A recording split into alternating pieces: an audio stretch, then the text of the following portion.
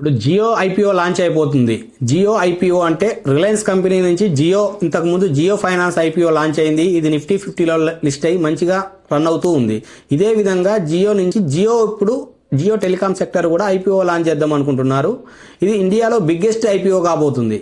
అంటే ఆల్మోస్ట్ ఇది 30,000 నుంచి 40,000 కోట్లు ఐపీఓ ద్వారా తీసుకోబోతున్నారు. అంటే టోటల్ రిలయన్స్ వాల్యూలో 2.5% ఐపీఓగా రాబోతుంది. ఇండియాలో 50 కోట్ల మంది యూజర్స్ తోటి టాప్ సెక్టార్లో టాప్ కంపెనీగా రిలయన్స్ జియో అన్నది ఇప్పుడు మన దేశంలో కొనసాగుతూ ఉంది.